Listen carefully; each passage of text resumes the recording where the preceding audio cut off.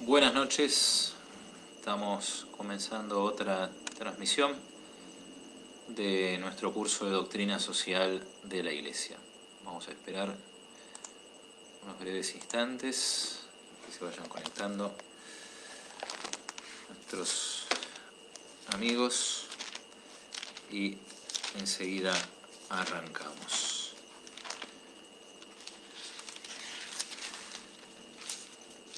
Buenas noches Alejandra, buenas noches María Elena. Bueno, mientras se van conectando, recordemos un poquito lo que veíamos ayer en este breve e introductorio curso de Doctrina Social de la Iglesia. Estamos leyendo el Catecismo de la Iglesia Católica, que como decía Benedicto XVI, es una síntesis segura y fiel de la enseñanza de la Iglesia, y vamos entresacando temas de doctrina social de la Iglesia del Catecismo de la Iglesia Católica. Bueno, ayer arrancamos leyendo este tema de la relación entre la persona y la sociedad. Hablamos del carácter social de la vocación humana, ¿sí? Que todo ser humano por naturaleza está llamado a vivir en sociedad, ¿sí? Y recordábamos un par de cosas, un par de principios muy importantes, ya entrando bien en tema en la doctrina social de la Iglesia, ¿sí? Hablábamos de que así como una sociedad es un conjunto orgánico de seres humanos, ¿sí?, que están unidos en vista de un fin, siempre el centro de toda sociedad, sea la que sea, ¿no? Porque acá estamos hablando de sociedad en general. Veíamos que hay algunas sociedades más naturales, como la familia o la ciudad, dice el Catecismo. Hay sociedades intermedias, el Estado puede ser una sociedad, la Iglesia no deja de ser una sociedad. Bueno, en toda sociedad, este es un primer principio que veíamos ayer y quiero recordar, el centro tiene que ser la persona humana. ¿Sí? El centro de toda sociedad está la persona humana. Llamábamos a esto el personalismo dentro de la doctrina social de la Iglesia, ¿sí? Entonces, si bien hay un principio de unidad superior, hay un fin superior, ¿sí?, en toda sociedad, pero en la medida que está integrada por seres humanos, está integrada por personas que son libres, que son responsables, que están llamadas a tener iniciativa propia, ¿sí? Y bueno, eso es fundamental respetarlo en la vida social.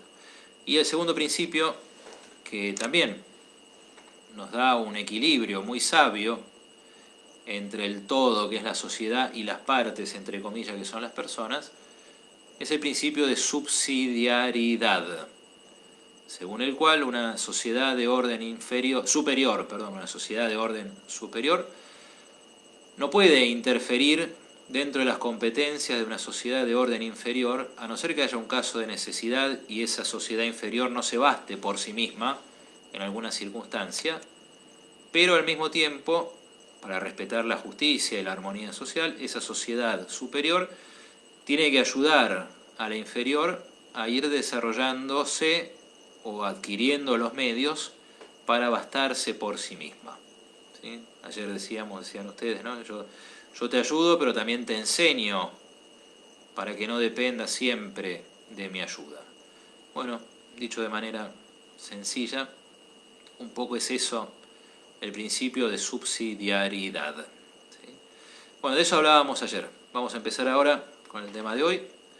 Vamos a hacer como hacemos siempre, hacemos una pequeña oración, nos vamos a introducir en el tema con una lectura de la Sagrada Escritura, vamos a leer y comentar un poco el Catecismo, y en la última parte de nuestro encuentro vamos a dar lugar a sus comentarios o preguntas de ustedes. Bueno, vamos a pedirle a la Virgen que nos acompañe, ¿sí?, que nos ayude a crecer en el amor a la verdad, que nos ayude a conocer la enseñanza de la Iglesia, a entenderla bien, iluminados por el Espíritu Santo, y que bueno, que esta verdad que nos hace libres, como dice Jesús en el Evangelio, nosotros también la llevemos a la práctica, cada uno en su ámbito, ¿sí? Vamos a rezar en el nombre del Padre, y del Hijo, y del Espíritu Santo. Amén. Dios te salve María, llena eres de gracia, el Señor es contigo. Bendita tú eres entre todas las mujeres, y bendito es el fruto de tu vientre Jesús.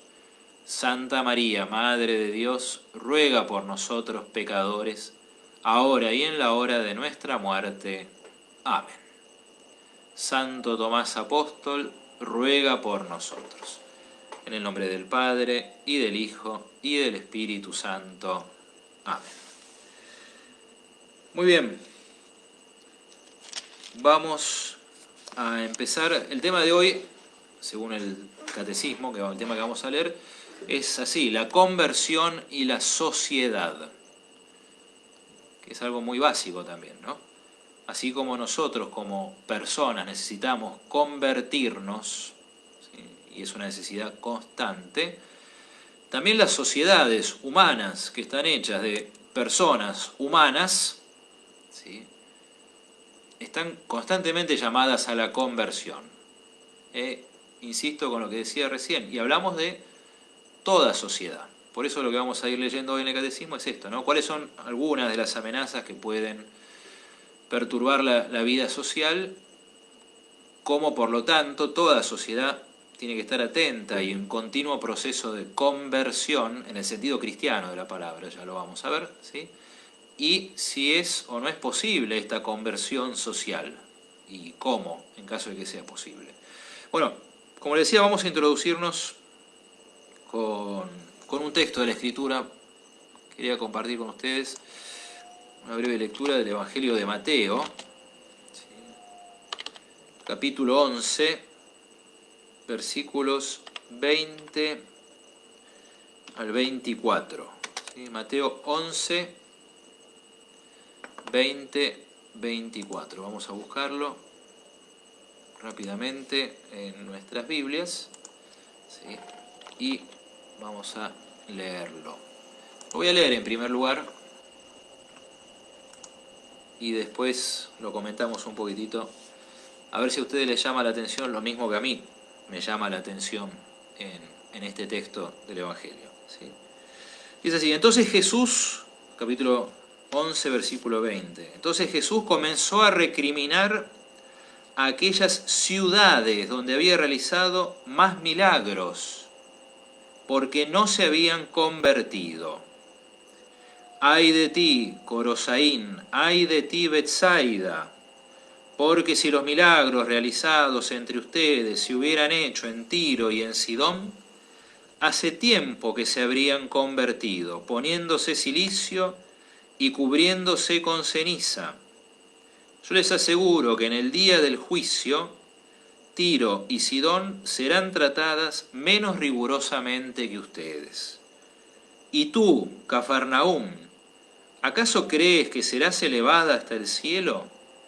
No, serás precipitada hasta el infierno, porque si los milagros realizados en ti se hubieran hecho en Sodoma, esa ciudad aún existiría.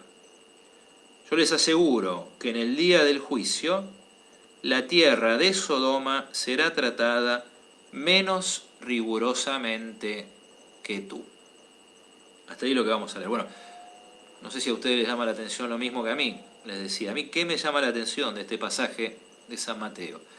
Que Jesús está hablando justamente de ciudades, ¿sí?, no de personas individuales que no se convirtieron, ¿no?, sino, como dice acá en el versículo 20, ¿sí?, recrimina a ciudades donde se habían realizado muchos milagros, porque estas ciudades no se habían convertido, dice Jesús. ¿Sí? Dice el texto del Evangelio de Mateo, perdón. ¿Sí? O sea que también acá Jesús, ¿qué está haciendo? ¿Qué está diciendo? Está reprochando la falta de conversión de ciudades, no de personas individuales, sino de ciudades. O sea que Jesús nos está hablando de la necesidad que tienen las ciudades de convertirse y de cómo las ciudades serán juzgadas. ¿Sí? ¿Y cómo van a ser juzgadas? Justamente en cómo recibieron la fe, en concreto, ¿no?, los milagros de Jesucristo. Por ejemplo, ay de ti, Corosaín, ay de ti, Betsaida. ¿Sí? Dos ciudades, Corosaín, Betsaida. ¿sí? Si los milagros realizados en ustedes se hubieran hecho en Tiro y en Sidón, hace tiempo que se habrían convertido. Tiro y Sidón eran dos ciudades de Fenicia, lo que hoy en día es Líbano. ¿Sí? Jesús pasó un par de veces por esa región, pero no pertenecían a Israel. ¿Sí? Por eso a estas dos ciudades, que son Corosaín y Betsaida, ¿sí? que pertenecen a Israel, Jesús les dice, ustedes son peores que Tiro y Sidón, que son paganos y fenicios, porque allá se hicieron pocos milagros, ¿sí? Pero acá se hicieron muchos milagros. Si en Tiro y en Sidón, ¿sí? si hubieran hecho los milagros que se hicieron en Corosaín y Betsaida, Tiro y Sidón se hubieran convertido, y eso que son paganos, y ustedes que son del pueblo de Israel, el pueblo elegido, recibieron tantos milagros y no se convirtieron, dice Jesús. Y lo mismo de Cafarnaúm. Pensemos que Cafarnaúm era la ciudad de San Pedro, donde Jesús ahí sí pasó mucho tiempo en Cafarnaúm, ¿sí? alojándose en la casa de Pedro. Tú, Cafarnaúm, si los milagros realizados en ti se hubieran hecho en Sodoma, esa ciudad aún existiría. Sabemos por relato de la Escritura, libro del Génesis, ¿no? cómo el juicio de Dios fue terrible para las ciudades de Sodoma y Gomorra.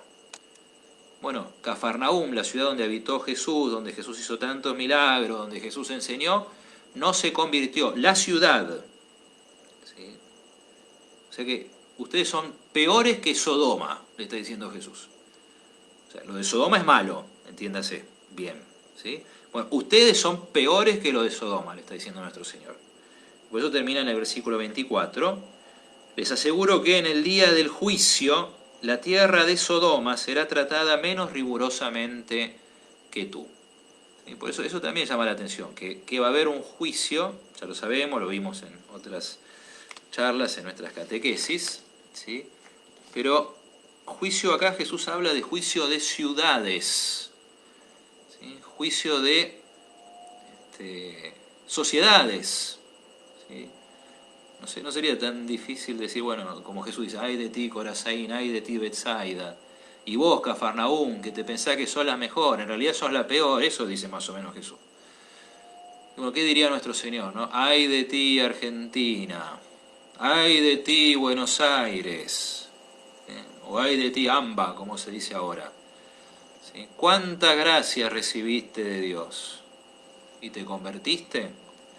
¿Cómo vas a ser juzgada por Dios? Argentina, Buenos Aires, Amba. Bueno, eso a modo de introducción, ¿sí? Los párrafos del catecismo que vamos a leer esta noche, se lo voy a copiar acá en los comentarios, van del párrafo 1886 a 1889. Esta vez son poquitos párrafos, 4 párrafos. ¿Sí? Bueno, vamos a ir leyendo y comentando brevemente. Párrafo 1886. La sociedad es indispensable para la realización de la vocación humana. El hombre no alcanza su plenitud sin la sociedad. Leíamos ayer ese texto del Génesis. Cuando Dios crea al hombre dice, ¿no? No es bueno que el hombre esté solo, vamos a hacerle una ayuda adecuada. El hombre varón encuentra una ayuda adecuada solamente en la mujer. O sea, una persona encuentra la ayuda adecuada en otra persona. El varón con la mujer. Y así forman la primera sociedad humana. ¿Sí? Primera no solamente en sentido histórico, sino en sentido de naturaleza y de fundamento. Esa ayuda adecuada, ¿sí? es justamente esa ayuda para alcanzar la propia plenitud. ¿Sí? Sigue el catecismo. Para alcanzar este objetivo, es preciso que sea respetada la justa jerarquía de los valores, que subordina las dimensiones materiales e instintivas del ser del hombre a las interiores y espirituales. Y acá está citando Juan Pablo II, Centésimos Annus. ¿Sí? O sea, el hombre no se realiza sin la sociedad. ¿Ok? Para que el ser humano, ¿sí? persona, pueda realizarse con la ayuda de la sociedad, primera cosa a tener en cuenta, la jerarquía de valores. ¿Y cuáles son esos valores? ¿Y cuál es esa jerarquía? ¿Sí? Que el ser humano, en un momento ya lo dijimos, ¿sí? es cuerpo y alma. Entonces tiene necesidades físicas o materiales y necesidades espirituales. Bueno, ¿cuáles son las más importantes? ¿Sí? Por eso, ¿cuál es la jerarquía? Bueno, como dice acá, citando a Juan Pablo II, las dimensiones materiales e instintivas deben subordinarse a las interiores y espirituales. Primera cosa a tener en cuenta, es muy importante, ¿sí? Entonces, una sociedad en la cual se invierte esto, donde lo material es más importante que lo espiritual, es una sociedad que está mal, ¿sí? Por ejemplo, ¿sí? ¿Quién duda que la economía es algo muy importante? ¿Sí? Pero si la economía es lo más importante, y ahí tenemos un problema, ¿sí? Es cierto que hay que dar de comer al hambriento, como dice Jesús en el Evangelio, ¿sí?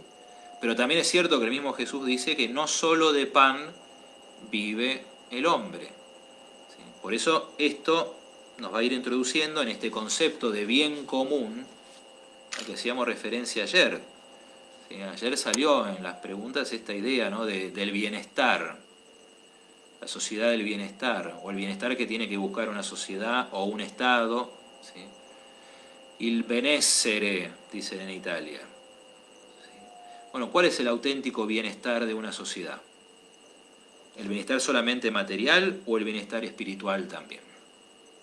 Vamos a seguir leyendo. Dentro de este párrafo 1886, ¿sí?, hay una larga cita de Juan XXIII y una encíclica que se llama Pacem in Terris, una de las encíclicas sociales que recordábamos en la primera de nuestras charlas. Fíjense lo que dice Juan XXIII, ¿no? Pacem in Terris, o sea, paz en la tierra, lo que hay que hacer para que haya paz real y duradera en la tierra. La sociedad humana tiene que ser considerada ante todo como una realidad de orden principalmente espiritual, que impulse a los hombres iluminados por la verdad a comunicarse entre sí los más diversos conocimientos, a defender sus derechos y cumplir sus deberes, a desear los bienes del espíritu, a disfrutar en común del justo placer de la belleza en todas sus manifestaciones, a sentirse inclinados continuamente a compartir con los demás lo mejor de sí mismos, a asimilar con afán en provecho propio los bienes espirituales del prójimo.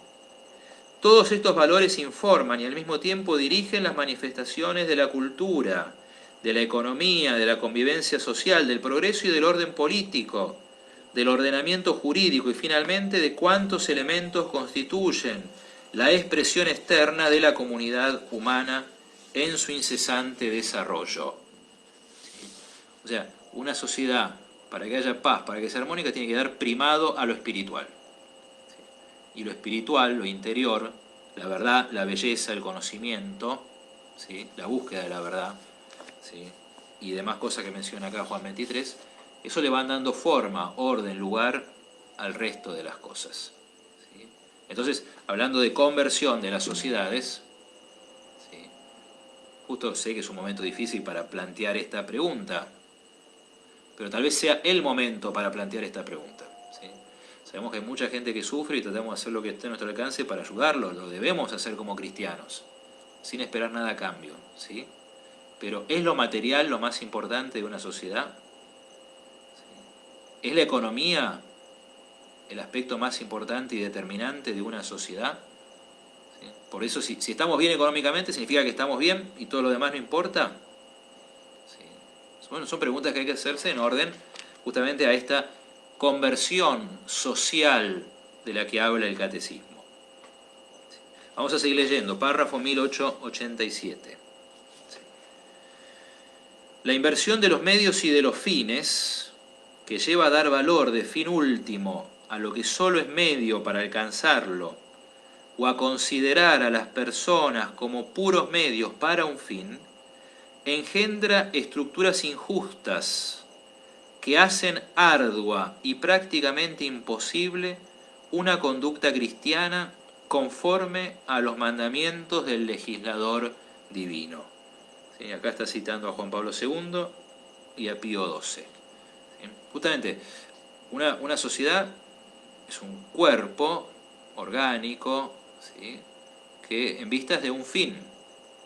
Pero bueno, una cosa es el fin, otra cosa son los medios. Cuando eso se invierte, cuando los medios se convierten en fines, o cuando no se respeta a la persona y se hace de la persona solamente un medio para un fin, fíjense esto que dice acá el catecismo. Esto engendra estructuras injustas, ¿sí? Que hacen prácticamente imposible vivir cristianamente.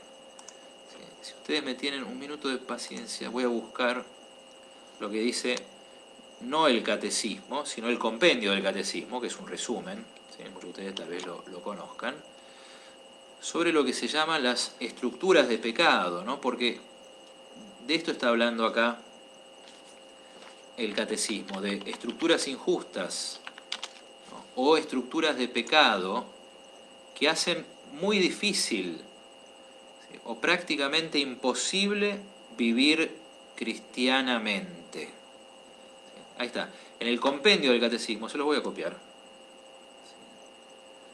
A ver si mi computadora se digna.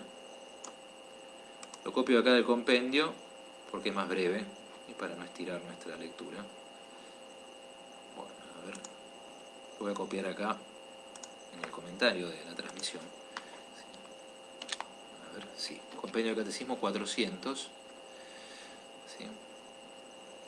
¿Qué son las estructuras de pecado? Bueno, esto también está en 1869 del catecismo, pero vamos por ahora con la respuesta breve.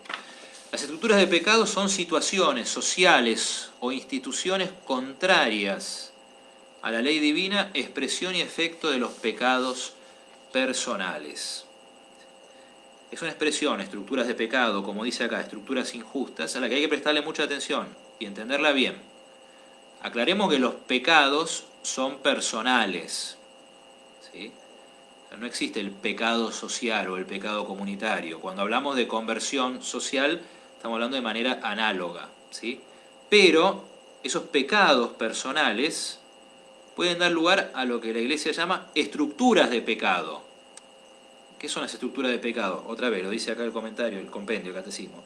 Situaciones sociales o instituciones contrarias a la ley divina, que son consecuencia de pecados personales, pero que se hacen estructura, que se hacen institución. Y volviendo a esto que dice acá, citando Pío XII, ¿sí? Que hacen prácticamente imposible vivir cristianamente. Por eso entonces hay que preguntarse, ¿sí? Si hay estructuras de pecado en nuestra sociedad, ¿sí? En orden a la conversión social. Si hay estructuras injustas por la inversión de los medios y de los fines, por el no respetar a la persona humana. ¿Sí? Bien, párrafo 1888, seguimos leyendo. Es preciso entonces apelar a las capacidades espirituales y morales de la persona y a la exigencia permanente de la conversión interior para obtener cambios sociales que estén realmente a su servicio. ¿Sí? O sea, esto también es algo para tener en cuenta, ¿no? La sociedad no cambia si no cambian las personas que la integran. ¿Sí? Aquellos personajes de los cuales tanto nos quejamos no nacieron de un repollo, son fruto y expresión de la sociedad en la que vivimos. ¿Sí? Por eso siempre el primer paso de toda conversión, ¿sí? Es la conversión personal, interior de cada uno de nosotros. Y sigue el catecismo. La prioridad reconocida a la conversión del corazón no elimina en modo alguno, sino al contrario, impone la obligación de introducir en las instituciones y condiciones de vida, cuando inducen al pecado, las mejoras convenientes para que aquellas se conformen a las normas de la justicia y favorezcan el bien en lugar de oponerse a él. ¿Sí? O sea, la sociedad cambia si cambian las personas. Por eso lo primero y fundamental es la conversión personal, interior. Pero eso no quita que cada uno debe, en la medida de sus posibilidades, trabajar, ¿sí? Trabajar para modificar o introducir en las instituciones y condiciones de vida esos cambios, ¿sí?, que son necesarios para que esa institución o esa estructura no se convierta en una estructura de pecado, ¿sí?, y que favorezcan el bien en lugar de oponerse a él. Lumen Gentium 36. ¿Sí? O sea que hay que trabajar por esta doble conversión, por la conversión personal y por la conversión social, del ambiente en el cual yo vivo, me muevo, trabajo, estudio o demás. ¿Es posible? ¿Se puede hacer algo? Qué pregunta, ¿no? Bueno, vamos al último párrafo, ¿sí?, antes de dejar lugar a sus preguntas o comentarios. Párrafo 1889. Sin la ayuda de la gracia, los hombres no sabrían acertar con el sendero, a veces estrecho, entre la mezquindad que cede al mal y la violencia, que creyendo ilusoriamente combatirlo, lo agrava. Cita acá Juan Pablo II. ¿Sí? O sea que, en el fondo, por más buena voluntad que uno le ponga, no hay conversión posible sin la gracia de Dios. Ese es el punto, me parece. Sigo leyendo. Es el camino de la caridad, es decir, del amor de Dios y del prójimo. ¿Sí? La solidaridad es un valor, por supuesto, pero la caridad es más que la solidaridad, la caridad cristiana, ¿no? Justamente, acá lo que estamos leyendo es que solamente la caridad cristiana, entendida como amor a Dios y amor al prójimo, ¿sí?, cambia realmente una sociedad. Sigo leyendo el catecismo. La caridad representa el mayor mandamiento social. Respeta al otro y sus derechos, exige la práctica de la justicia y es la única que nos hace capaces de esta. Inspira una vida de entrega de sí mismo. Quien intente guardar su vida la perderá, y quien la pierda la conservará. Lucas 17. O sea que está estrechísimamente unida cualquier conversión social con la evangelización. ¿Sí? No nos hagamos ilusiones, ¿sí?, de que nuestra patria, nuestras ciudades pueden llegar a cambiar profundamente, de manera duradera, si no están evangelizadas. ¿Sí? Por eso, como dice ahí, la caridad es el primero y más importante de los mandamientos sociales. La caridad representa el mayor mandamiento social. Y yo digo, no hay acción social mejor que la evangelización. ¿Sí? No digo que la evangelización sea acción social, ¿sí?, pero si realmente queremos que cambie la sociedad, ¿sí?, hay que evangelizarla. Y uno podría poner ejemplos históricos, ¿no?, cómo fueron cambiando las sociedades en la medida que fueron realmente evangelizadas. Bueno, hasta acá nuestra lectura del catecismo de hoy. Sí. Vamos a dar lugar ahora y esperamos con ansias sus preguntas o comentarios. ¿Sí? Mientras tanto, recordemos brevemente, mientras llega alguna pregunta o comentario, ¿sí?, lo que hemos leído ahora en el catecismo. ¿Sí? O sea, la sociedad tiene que estar al servicio de la persona. Es necesaria, pero tiene que estar al servicio de la persona, la sociedad, ¿no?, para que la persona humana, medio redundante, ¿no?, pero bueno, persona humana pueda alcanzar su plenitud en cuanto humana. ¿Sí? Entonces, ¿esto qué implica? Bueno, que se respete la jerarquía de valores, primero lo espiritual, después lo material, que se respete la relación entre fines y medios, ¿sí?, que se respete a la persona en su dignidad y no se la convierta en medio para un fin, que desaparezcan las estructuras de pecado, ¿sí?, que cada uno de nosotros se convierta, pero al mismo tiempo se comprometa, se juegue para hacer algo, para cambiar esas estructuras, al menos en lo que está a nuestro alcance. ¿Y es posible esto? Y bueno, todo es posible con la gracia de Dios. ¿Sí? Por eso nosotros, cristianos, católicos, tenemos una responsabilidad gravísima, ¿no? Nosotros en la Iglesia poseemos la plenitud de los medios de la salvación. ¿Sí? Tenemos la fe, tenemos la palabra de Dios. ¿Sí? Por eso, y eso leíamos recién, ¿no? La caridad es el mayor mandamiento social y no hay mejor acción social que evangelizar, de verdad, llevar el evangelio de Jesucristo, ¿no? A este mundo, a esta sociedad que vivimos, para que ese evangelio nos cambie a nosotros individualmente, pero que cambie también la sociedad en la que vivimos, ¿no?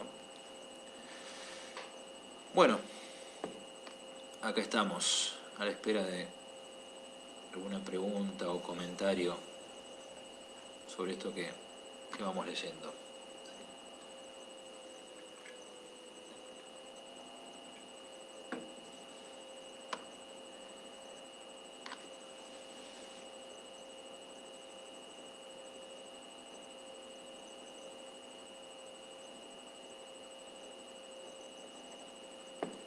Alejandra dice: ¿la solidaridad no viene de la mano de la caridad? Supongo que es una pregunta, ¿no? Bueno, son parecidas, pero no es lo mismo, ¿sí? La solidaridad es un valor, si se quiere, o un principio humano. Digo como la entiendo yo, ¿no? La solidaridad es que aquel que tiene más ayuda al que tiene menos. Es prima de la subsidiariedad.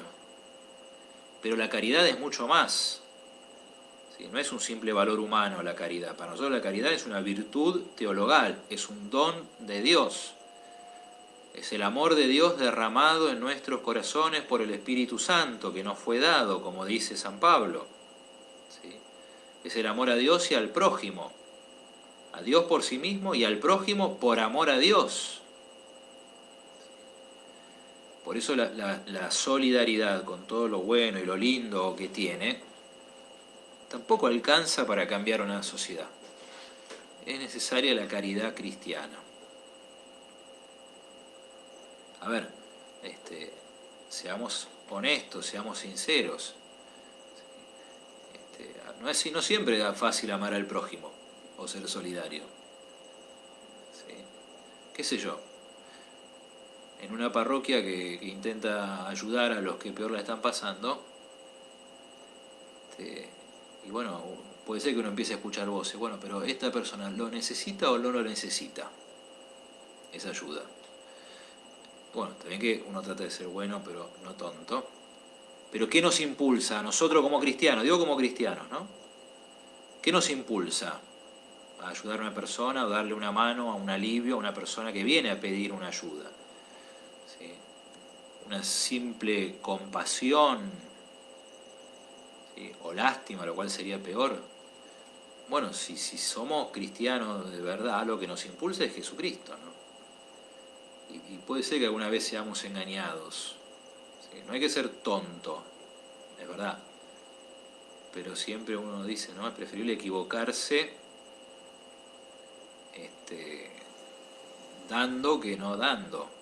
Porque mirá si el día de mañana en el juicio de Jesús te dice, mirá que tuve hambre y no me diste de comer. Sería tremendo, ¿no? Bueno, un razonamiento así es propio de la caridad, que razona con otros principios que vienen de la fe y de la palabra de Dios, ¿no? Por eso sí van juntas solidaridad y caridad, pero son distintas. Y es mucho más la caridad que la solidaridad. Porque no es, o sea, es el amor, pero también es la gracia de Dios derramada en nuestros corazones, ¿no? Gabriela dice, cita a Benedicto XVI: un agnóstico está más cerca de Dios que un fiel rutinario. La renovación de la Iglesia solo puede realizarse mediante la disponibilidad a la conversión y una fe renovada. ¿Dios será más exigente, pregunta, con los que recibieron la palabra que con aquellos que no la recibieron o no la entendieron? Y es una muy buena pregunta, ¿sí? Quiero buscar la respuesta. A ver, pero como no sé la Biblia de memoria, tengo que ayudarme con mi computadora. Y vamos a buscar esta respuesta en Lucas 12, 48. ¿Sí? Lucas 12, 48. Esperen que agarro mi Biblia.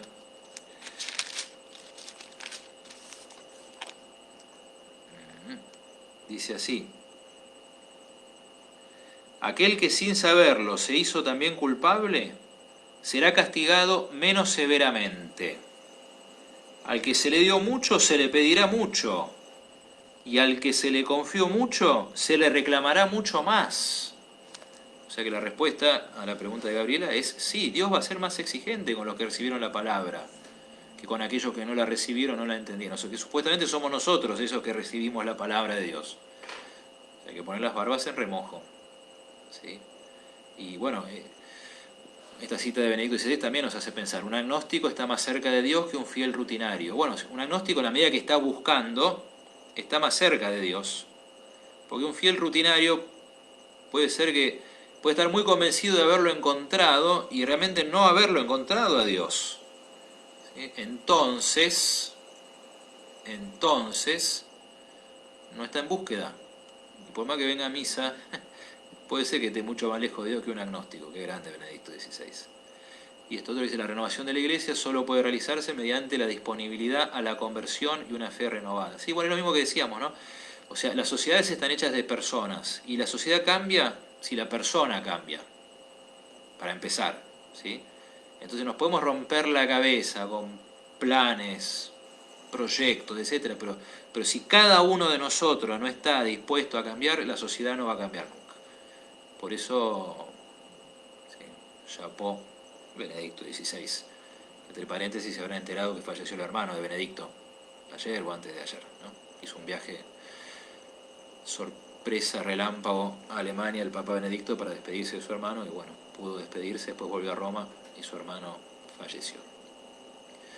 Tenemos otra pregunta de Susana. Uno de tantos ejemplos de estructura de pecado podría ser el programa de educación sexual integral, u otro ejemplo concreto. Bueno, sí,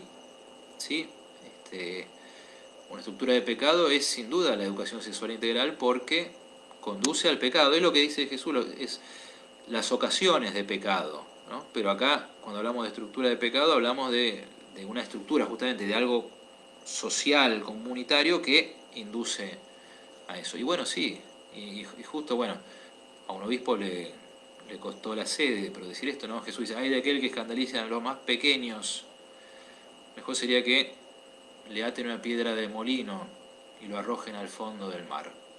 Eso es una posibilidad.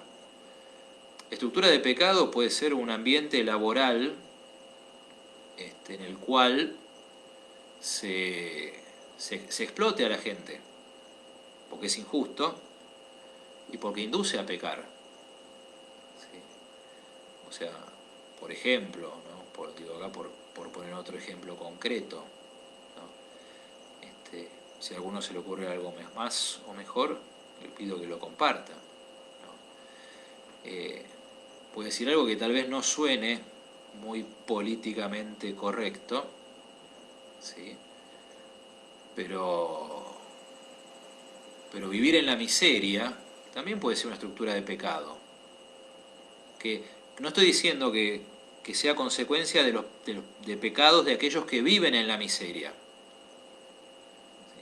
Justamente leíamos que dice el catecismo, ¿no? Las estructuras de pecado son frutos de pecados personales. Bueno, muchos pecados personales de injusticia, de avaricia, de corrupción, pueden llevar a otros a vivir en la miseria y ser utilizados, ¿sí?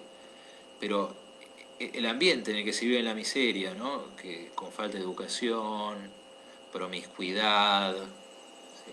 Sin horizontes, sin esperanzas, eso también puede ser una estructura de pecado. ¿Sí? No significa, repito, para que se entienda bien, no significa que aquellos que están ahí en ese ambiente sean todos pecadores. Muy probablemente haya santos, porque como se dice a veces, ¿no? Dios hace florecer lirios en los pantanos. Pero la estructura en cuanto tal, ¿sí? Es una estructura, pienso que podría ser considerada una estructura de pecado, por lo tanto no es algo que puede quedar así. ¿no? Que es urgente cambiar esa estructura para sacar de la situación de miseria económica, cultural o moral por la cual se ven amenazadas las personas que viven en esa situación, ¿no? En fin, espero que ayude como respuesta. Y si no, bueno, aprovecho y hago la repregunta, ¿sí? Pensemos en otras estructuras de pecado que puede haber en una sociedad o en nuestra sociedad, a ver si alguien se anima a compartirlo, ¿sí? Puede ser que, lamentablemente, ¿no?, una escuela que tendría que ayudar a crecer, pero si tiene cierta ideología, como por ejemplo la ESI, o sea, la ESI no es que la educación sexual integral esté mal, ¿no?, pero depende de dónde se la encara, ¿okay? Si se la encara desde la ideología de género, bueno, esa misma escuela que tendría que ayudar al bien y no al mal, como decía Pío XII, ¿sí? ¿Decía Pío XII? No, decía el Vaticano II. ¿Sí? Tiene que favorecer el bien en lugar de oponerse a él. Entonces, una escuela que enseña ideología de género, ¿sí?, esa es la estructura de pecado, ¿sí? Un trabajo donde hay explotación es estructura de pecado, ¿sí? Un barrio en el cual se vive en la miseria es una estructura de pecado. Y repito, ¿sí?, no significa que sea... Toda estructura de pecado es fruto de pecados personales, eso dice el catecismo, recordémoslo una vez más, ¿sí? Pero no significa que los que están dentro de esa estructura sean los pecadores, ¿sí? Uno puede estar dentro de esa estructura sin culpa y a veces sin posibilidades tampoco de salir de esa estructura, ¿sí? En fin, bueno, propongan, si se animan o si se les ocurre, ¿sí?, otras estructuras de pecado. No tengan miedo de equivocarse. Justamente hoy celebramos a Santo Tomás, que porque no tuvo miedo de equivocarse, se equivocó, pero nos enseñó al mismo tiempo un montón de cosas, ¿sí? María Elena dice, ¿sí?, Dios me hizo libre, y más allá de mi historia personal, solo con buenos valores, ser responsable de mis actos, ser caritativos, es salir de mi zona de confort. A ver, estoy tratando de entender la pregunta. Dios me hizo libre y más allá de mi historia personal, solo con buenos valores, ser responsable de mis actos. ¿Sí? Ser caritativo, ¿es salir de mi zona de confort? Y sí, por supuesto, porque al final la caridad, ¿de qué se trata? Dar la vida. No hay amor más grande que el que da la vida por sus amigos, dice Jesucristo. Y por eso justamente la caridad cristiana nos empuja a eso, ¿sí? No solamente a dar cosas, sino a darnos a nosotros mismos, como Jesucristo se dio, ¿sí? Por eso la caridad cristiana empuja en el sentido de que mueve, impulsa, ¿no?, a poner el cuerpo, a entregarse uno. Y eso no es la simple solidaridad, por más que haya gente, ¿no?, con muchos valores solidarios o valores de solidaridad que probablemente lo hagan, ¿no? Pero ¿es salir de la zona de confort? Sí, por supuesto. Leíamos recién Lucas 17:33, quien intente guardar su vida la perderá, quien la pierda la conservará. Tal vez, las cosas de las que tanto nos quejamos es porque nosotros, cristianos, católicos, no estuvimos dispuestos a salir de nuestra zona de confort. Estábamos demasiado cómodos, ¿no?, como esos cristianos rutinarios que mencionábamos antes. Estábamos convencidos de que estaba todo bien, ¿sí? Si quieren, y si me tienen paciencia un poquitito más, ¿sí?, vamos a buscar la parábola del trigo y la cizaña. Mateo 13:24. Ustedes la conocen, la parábola, no la vamos a leer toda entera, pero quiero remarcar una cosita. En Mateo 13:24. ¿Qué dice? El reino de los cielos se parece a un hombre que sembró buena semilla en su campo. Mientras todos dormían, vino su enemigo, sembró cizaña en medio del trigo y se fue. ¿Por qué aparece la cizaña? ¿De quién es la culpa? Sí, es culpa del enemigo que viene y siembra la cizaña, pero también es culpa de los servidores, ¿sí? Del dueño del campo, que ¿qué pasó? Se quedaron dormidos. ¿Sí? No cumplieron el mandato de Jesús. Vigilen, estén atentos, estén despiertos. ¿Sí? Por eso hablamos de conversión y los primeros que tenemos que convertirnos somos nosotros, los católicos, ¿no? Y tal vez convertirnos de esto, ¿no? De nuestros pecados de omisión, de nuestra inacción, de estar dormidos o confiados, o no hacer nada, mientras que no nos toque a nosotros. Bueno, tal vez todo lo que estamos viendo sea providencial en este sentido, ¿no?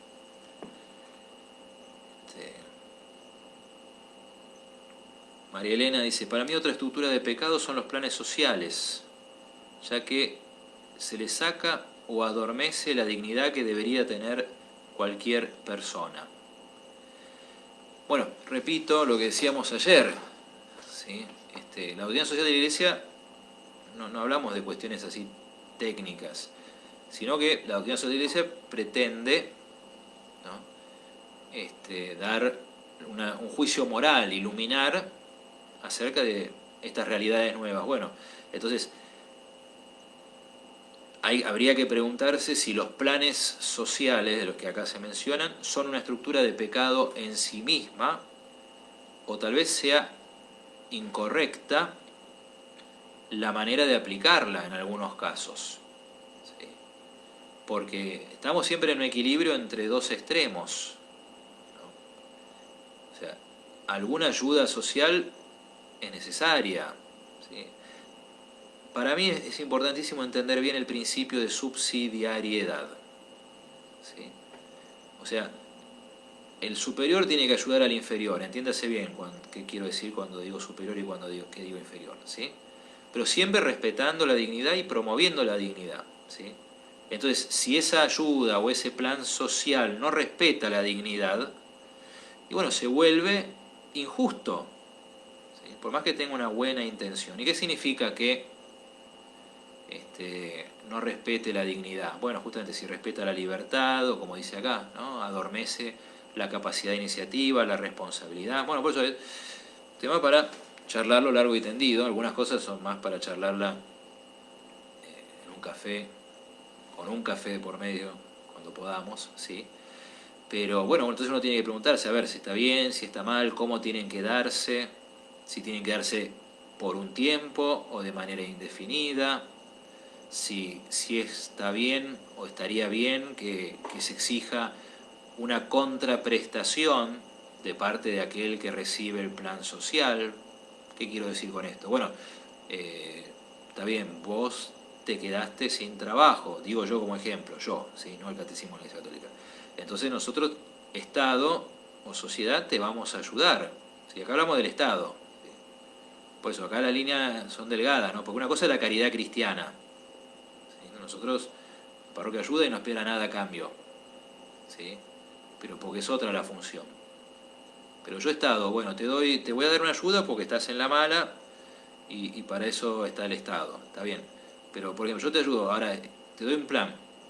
¿Estaría bien o estaría mal que yo diga, bueno, ahora barreme la vereda de tal cuadra, ¿sí? O cortame el pasto en tal plaza, ¿sí? Etcétera, etcétera. Por eso, a veces, repito, hablamos acá a nivel de principios. Y en concreto, con este tema de los planes sociales, me parece que el principio que lo ilumina es el principio de subsidiariedad. No por nada se llaman subsidios también, pero el subsidio tiene que ser una ayuda. ¿En qué sentido? No solamente a pasar el mal momento, sino a ponerse de pie, ¿sí? Como dice ahí Alejandra, hay que enseñar a pescar, no regalar siempre los peces. Y bueno, pienso que la idea va un poco por ahí, ¿sí? Pablo dice, la injusticia en general, los barrios carenciados, ahí veo injusticia de todos lados. Construcciones ilegales que se hacen allí, o el no pago de servicios e impuestos, y otros deben hacer 1000 trámites para construir y poder vivir más o menos cómodos con los servicios necesarios. Bueno, sí, es un ejemplo muy concreto y muy interesante. vuelvo a la parábola del trigo y la cizaña. ¿Sí? Hay trigo y cizaña en todos lados. En los barrios carenciados, en los barrios acomodados, en los barrios de clase media, si es que existe todavía en los barrios de clase media, ¿no? Entonces, por eso, como a veces se dice, no hay que ni estigmatizar por vivir en un barrio, ni los ricos son todos corruptos, ¿sí? Ni la gente de los barrios carenciados son todos evasores, al revés, ¿no? Pero tampoco hay que idealizar. Hay trigo y cizaña en todos lados. ¿Sí? Entonces, ni toda la gente que vive en barrios de clase media son esforzados, obreros y trabajadores, ¿no? ¿Sí? Ni toda la gente que vive en barrios carenciados son pobres víctimas de la sociedad malvada. Hay trigo y cizaña en todos lados, porque en todos lados está la misma condición humana. Pero, de vuelta, hay estructuras de pecado. Puede ser que a veces estructuras de pecado son siempre consecuencia de pecados personales. Bueno, habría que ver, ¿no? Si son consecuencias de pecados personales de quienes están dentro de esa estructura o quienes están fuera de esa estructura. También interesante, ¿no? El comentario que hace acá Pablo. Pablo dice, otra estructura, sí. La evangelización, otra podría ser la ventaja de posibilidad de los evasores y deberíamos ser todos solidarios. Bueno, no entiendo bien. En algún momento tal vez hablemos del tema de los impuestos, qué tema, sí. Pero eso va a ser un poquito más adelante. Yolanda dice, la evangelización hace 500 años llegó a nuestro país y de generación en generación creo que cometemos los mismos errores. O hemos evolucionado. Bueno, es cierto, gracias a Dios, hace 500 años nuestro país y nuestro continente se comenzó a pero no sé si estamos, lo digo yo y sin ironía, no estamos en una sociedad cristiana, ciertamente. ¿Sí? Y si no estamos en una sociedad cristiana, no le echemos toda la culpa al enemigo que vino y sembró la cizaña, sino hagamos un mea culpa, un examen de conciencia sincero, si no será que el enemigo pudo sembrar la cizaña porque nosotros nos quedamos dormidos. ¿Sí? O sea, reaccionamos cuando quisieron de poner la última ley sobre el aborto, pero aborto ya habíamos hecho un montón. ¿Y qué habíamos hecho antes? ¿Sí? Con el aborto, con las mujeres embarazadas, etcétera, etcétera.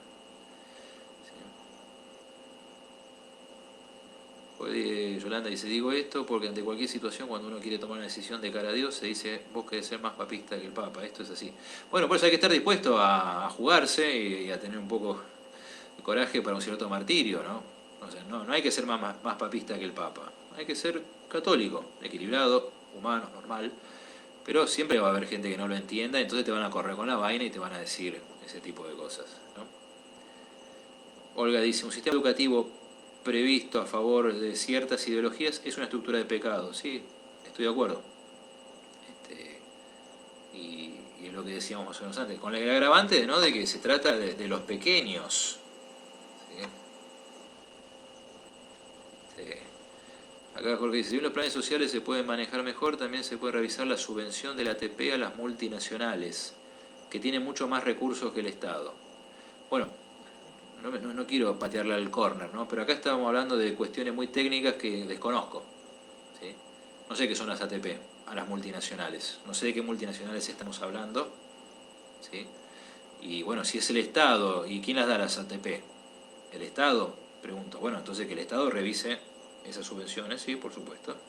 ¿Sí? Hay muchas cosas para revisar.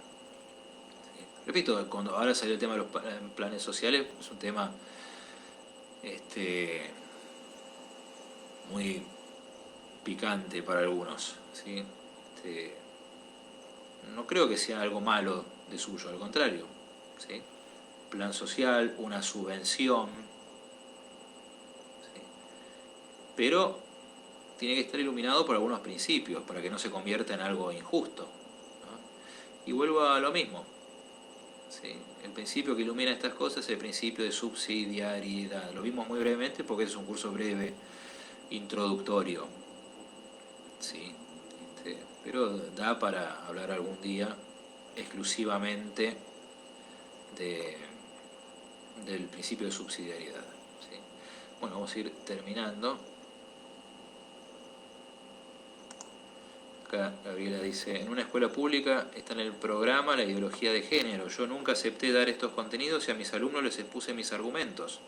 Lo mismo sobre el aborto.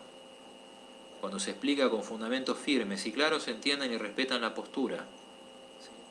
Los cristianos debemos ser transparentes y que vean coherencia entre la palabra y la acción. ¿Sí? Es un muy lindo testimonio. Gracias, Gaby. Pero bueno, justamente de esto estamos hablando, ¿no? Que hay que estar dispuesto a jugarse en un ambiente hostil, ¿sí? Como dice San Pedro, estén dispuestos a dar razones de su esperanza a todos aquellos que lo pidan, pero háganlo con suavidad, con dulzura, con respeto, ¿sí? Un poco ahí como dice Gaby. Y bueno, y esto también nos ayuda a volver sobre una pregunta que apareció un poco antes en otra charla, ¿no? O sea, hasta qué punto un católico se puede meter en un partido político. Bueno, ¿no? Bueno, hay que ver si algún partido político es una estructura de pecado, no hay que jugar con fuego, ¿no? Pero si hubiera algún partido político en el cual uno pueda meterse respetando sus convicciones de fe, ¿sí? Pero sus principios, y que sea respetado eso, tal vez la situación sea distinta, ¿no?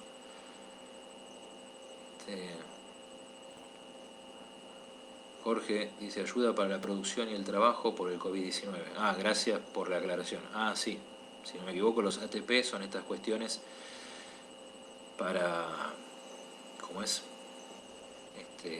Para pagar los sueldos y todo eso, ¿no? De las empresas que no pueden pagarlo. Pero bueno, ¿quién da esa ayuda para la producción y el trabajo? Lo da el Estado, ¿no? Entonces, bueno, el Estado tendría que revisar. Sí. Bueno, este tema de las multinacionales también es muy interesante. Porque una cosa son las empresas en general y otra cosa son las multinacionales. Y entrarían las multinacionales dentro de las realidades nuevas, sociales, ¿no? Siempre acuérdense, la primera encíclica social es la Rerum Novarum, acerca de las cosas nuevas. En la época de León XIII no sé si había multinacionales, al menos no como las que hay ahora, ¿no? Sería interesante buscar un poco, a ver si capaz que lo encontramos en nuestro recorrido, que dice la Iglesia con respecto a las multinacionales. Y bueno, Pablo dice, yo estaba afiliado a un partido, ¿no? Y me desafilié porque se sumaron a cuestiones de feminismo y aborto. Y bueno, ese es el tema, ¿no? Hasta qué punto uno puede ser parte de algo sin comprometer sus principios, o sin estar colaborando a algo que va contra nuestros principios cristianos, ¿no? Bueno, pero bueno, digo esto por mi cuenta, ¿no? Que la única forma de participar en la vida social no son los partidos políticos. Hay otras maneras de participar en la vida social y cambiar la sociedad en la que vivimos. Bueno, muy bien, se nos hizo la hora, se nos vino la noche, así vamos a ir dejando acá. Muchas gracias a todos, ¿sí? Especialmente a los que comparten sus comentarios y preguntas, ¿sí? Que nos ayudan a todos a pensar, ¿sí? A pensar entre todos estos temas. Bueno, vamos a ir terminando acá. La semana que viene, martes y miércoles, tenemos catequesis sobre el credo, a los que les interese. Jueves y viernes seguimos con doctrina social de la Iglesia, ¿sí? Y ahora, antes de avanzar con el tema que correspondería acá, ¿no? Que es justamente la participación en la vida social, pensaba dedicar una charla a ver lo que dice la Iglesia sobre la libertad, ya que hablamos tanto de la libertad y el respeto de la libertad y la persona humana, etc. ¿Sí?